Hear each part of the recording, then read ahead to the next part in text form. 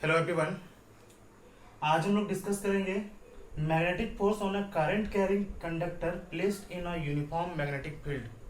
कहने का मतलब है जब कोई कंडक्टर जिसमें करंट फ्लो कर रहा होगा उसको यदि मैग्नेटिक फील्ड पे रखेंगे तो एक फोर्स लगेगा। क्योंकि इसके पहले हम लोग एक टॉपिक स्टडी किए थे, the force on a charge particle when it is placed in a uniform magnetic field. चूंकि कंडक्टर है और कंडक्टर में करंट फ्लो कर रहा है, तो करंट जो फ्लो करता है वो चार्ज के मूवमेंट से बनता है। और यदि इलेक्ट्रॉन का डायरेक्शन ले, मूवमेंट का डायरेक्शन, तो इलेक्ट्रॉन के जस्ट अपोजिट क्या होगा, करंट का डायरेक्शन। तो हम लोग क्या किए हुए हैं, इस फिगर को यदि एक्सप्लेन करें, सही से देखें तो एक कंडक्टर लिए हुए हैं पी क्यू, जिसमें करंट का डायरेक्शन किधर है, वाई डायरेक्शन में, और इलेक्ट्रॉन का डायरेक्शन देखा जाए तो माइनस वाई की तरफ। साथ ही साथ जो मैग्नेटिक फील्ड का डायरेक्शन है वो जेड एक्सिस में। तो यदि हम लोग यहाँ पे फोर्स का डायरेक्शन देखें तो फ्लेमिंग का लेफ्ट हैंड रूल, अपने तीनों फिंगर को स्ट्रेच करेंगे, ये फोर्थ फिंगर को मैग्नेटिक फील्ड के डायरेक्शन में रखेंगे, और करंट के डायरेक्शन में मेरा मिडिल फिंगर रहेगा। तो जो फोर्स एक्सपीरियंस करेगा ये कंडक्टर, वो अपवर्ड की तरफ करेगा, मतलब नॉर्मल आउटवर्ड डायरेक्शन में, जो कि मेरा एक्स डायरेक्शन होगा। तो यदि हम लोग एक इलेक्ट्रॉन पे चार्ज यदि ई कंसीडर करें, और चूंकि इलेक्ट्रॉन मेरा नेगेटिवली चार्ज होता है, इसलिए Lorentz force experienced by each electron in the conductor is given by 2 minus E VD vector cross B vector, जहां पे VD मेरा क्या है, एवरेज वेलोसिटी, जिसको हम लोग ड्रिफ्ट वेलोसिटी बोलते हैं, ये ड्रिफ्ट वेलोसिटी ऑफ इलेक्ट्रॉन है। तो ये मेरा इक्वेशन नंबर 1। साथ ही साथ if n is equal to number of electrons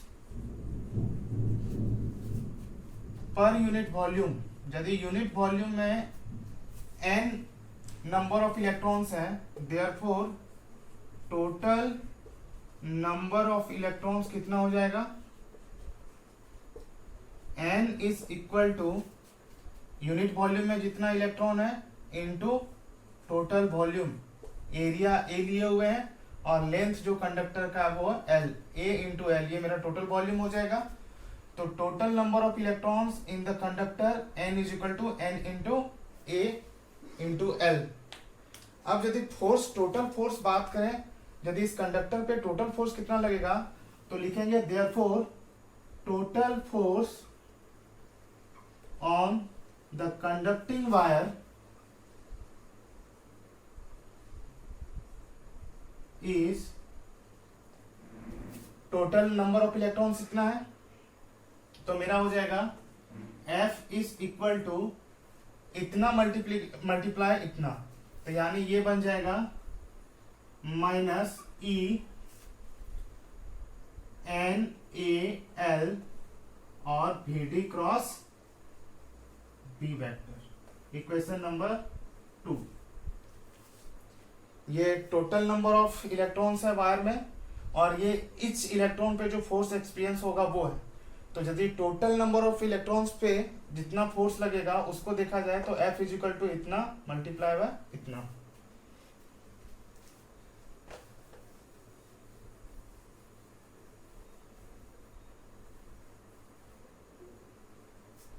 equation 2 से हम लोग लिख सकते हैं, और F vector is equal to minus E N A L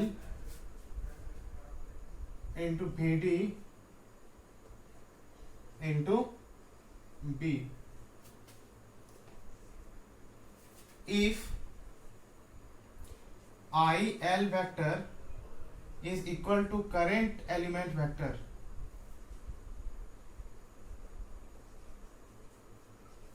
जो मेरा आई एल वेक्टर है वो करंट एलिमेंट वेक्टर होगा in the direction of in the direction of current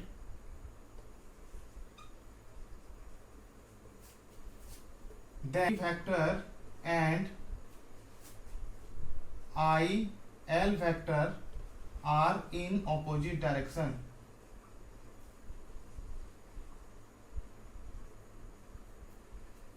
Therefore, minus L V D vector is equal to हम लोग लिख सकते हैं V D L vector. Equation number 3. इस वैल्यू को यदि यहां पे पुट किया जाए, एल वी डी फैक्टर को यहां से यदि पुट किया जाए, ये माइनस को हम यहां पे ले रहे हैं तो माइनस चेंज हो जाएगा प्लस में. तो यहां पे हम यदि एल वी डी का वैल्यू लिखे तो डायरेक्ट लिख सकते हैं वी डी एल और ये माइनस को हटा देंगे. तो नेक्स्ट जो इक्वेशन आएगा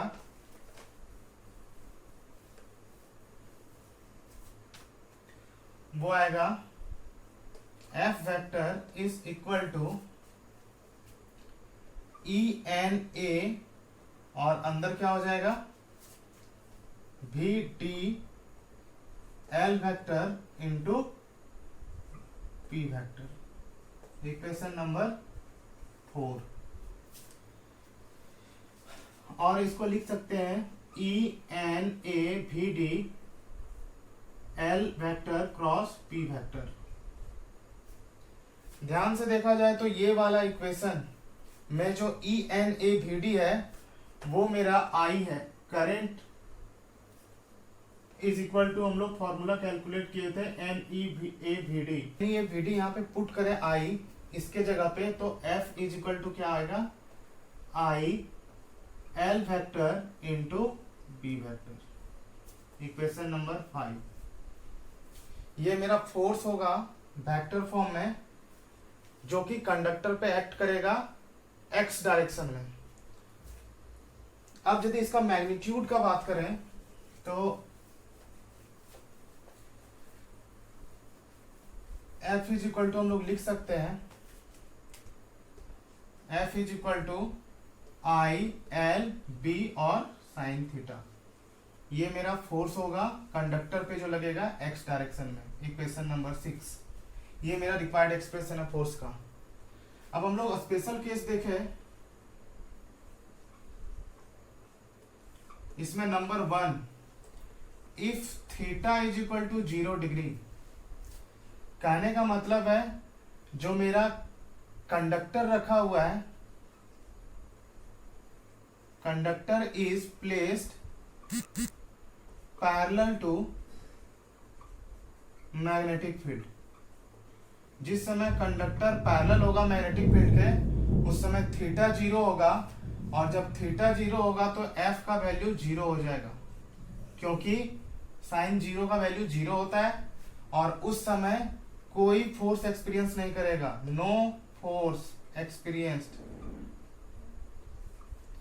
बाय द कंडक्टर. उस समय मैग्नेटिक फील्ड कोई भी फोर्स एग्जर्ट नहीं करेगा कंडक्टर पे. सेकेंड केस देखें तो when theta is equal to 90 degree. कहने का मतलब है जब कंडक्टर के 90 डिग्री पे मैग्नेटिक फील्ड होगा, यानी ये कंडक्टर और मैग्नेटिक फील्ड के बीच एंगल कितना होगा 90 डिग्री. उस समय जो फोर्स होगा वो कितना हो जाएगा force is equal to I L B sine 90 का वैल्यू कितना होता है 1. तो यहां से यदि इसका वैल्यू देखें तो आई एल बी ये मेरा मैक्सिमम फोर्स होगा क्योंकि साइन थीटा का मैक्सिमम वैल्यू कितना होगा 1. तो ये मेरा मैक्सिमम वैल्यू होगा फोर्स का. तो ये मेरा 2 स्पेशल केस था. सबसे पहला theta is equal to 0 degree. जब कंडक्टर को प्लेस करेंगे मैग्नेटिक फील्ड के साथ पैरेलली, यानी वो थीटा बनाएगा 0 डिग्री, उस समय फोर्स 0 होगा, कोई फोर्स एक्ट नहीं करेगा कंडक्टर पे. सेकेंड, जब थीटा 90 डिग्री, कहने का मतलब है मैग्नेटिक फील्ड और कंडक्टर के बीच 90 डिग्री का एंगल बन रहा हो, उस समय जो फोर्स एक्सपीरियंस करेगा कंडक्टर वो मैक्सिमम होगा और उसका वैल्यू आई एल बी होगा. तो ये मेरा था magnetic force on a current carrying conductor placed in a uniform magnetic